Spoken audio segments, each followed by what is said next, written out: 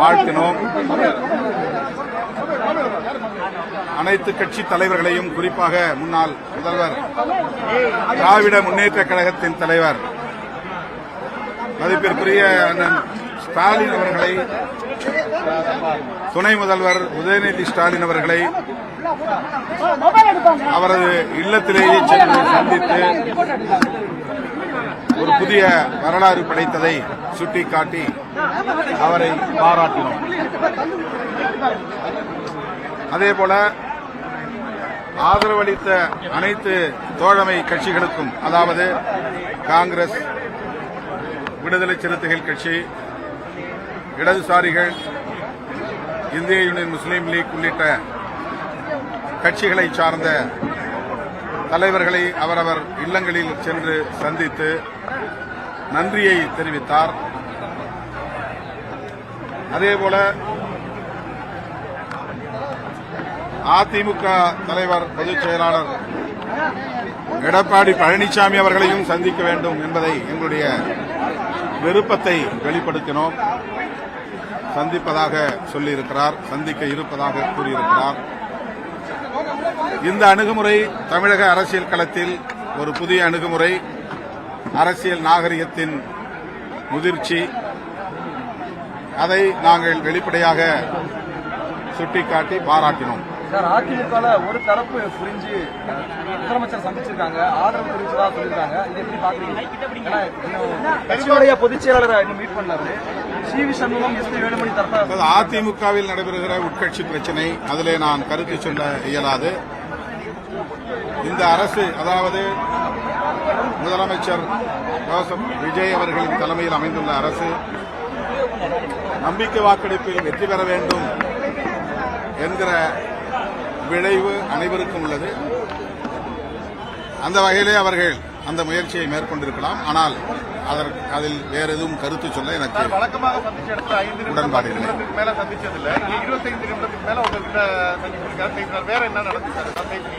வேற ஒன்றும் இல்லை. என்னுடைய கடந்த காலத்தை பற்றி அவரிடத்திலே பகிர்ந்து கொண்டோம். அதாவது என்னுடைய வாழ்க்கையை பற்றி அவர் கேட்டார். இது ஒரு பள்ளி கட்டிடம். இதில் தான் நான் 15 ஆண்டுகளுக்கு மேலாக தங்கியிருக்கிறேன். அதை பற்றி கருத்துக்களை பகிர்ந்து கொண்டோம். அவ்வளவுதான். அவருக்கு அரசமைப்பு சட்டத்தின் முகப்புரையை வழங்கினோம். அந்த முகப்புரையில் சொல்லப்பட்டிருக்கிற கோட்பாட்டை அவர் பின்பற்றும் வகையில்தான் பாஜக அங்கம் வகித்த தேசிய ஜனநாயக முன்னணியின் ஆதரவை கோராமல் தன்னுடைய ஆட்சி அமைப்பதற்கு ஆதரவு கோருகிற போது திமுக அணியில் இடம்பெற்றுள்ள கட்சிகளை அவர் அணுகினார். கடிதம்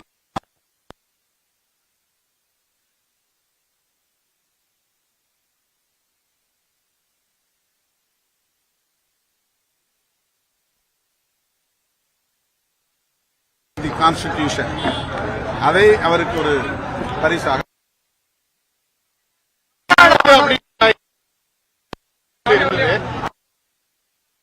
கிட்டத்தட்ட 30க்கு மேல அதிமுக எம்எல்ஏக்கள் ஆதரவு கொடுக்குறாங்க. இப்ப ஆதரவு பெருகி இருக்கு. இந்த கூட்டணிக்கு எப்படி பாக்குறீங்க சார்? அவர்களால் சட்டப்பேரவையில் கட்சி மாறி வாக்களிக்க முடியுமா என்று தெரியவில்லை. இன்னும் அதிகாரப்பூர்வமான அதிமுக என்பது திரு எடப்பாடி பழனிசாமி அவர்களின் தலைமையிலான அதிமுக என்றுதான் கருதுகிறோம். போட்டி அதிமுகவாக அவர்கள் விலகி அல்லது தனி குழுவாக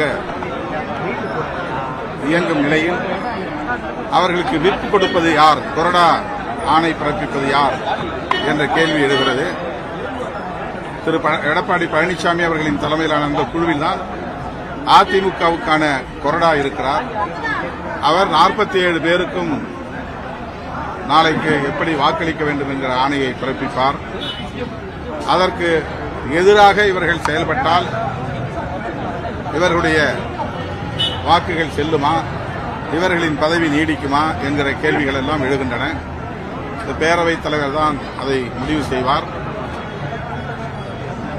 எனக்கு தெரிந்த வரையில் அவர்கள் பெரும்பான்மையாக இந்த கட்சியில் இருந்து ஒரு குழுவாக தனித்து இயங்கினாலும் கூட அவர்களுக்கான அங்கீகாரம் பேரவைத் தலைவரால் அளிக்கப்படுமா என்கிற கேள்வி இருக்கிறது. எனவே அவருடைய வாக்குகள் செல்லுமா செல்லாதா என்று எனக்கு தெரியவில்லை. முதலமைச்சர்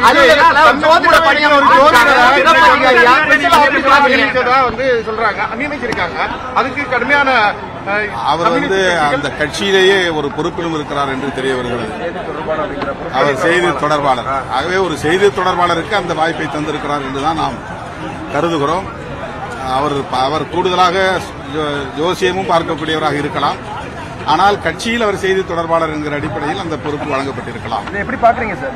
ஒரு ஜோதிடர் ஒரு ஜோதிடருக்கு பொறுப்பு அப்படின்றது, ஜோதிடத்தை நம்புவது என்பது வேறு, மதவாத அரசியலில் ஈடுபாடு கொள்வது என்பது வேறு.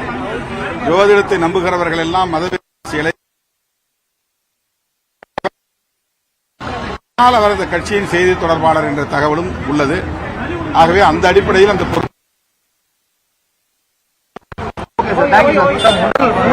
வெளியிட்டிருக்காங்க. அரசாணையும் வேற என்ன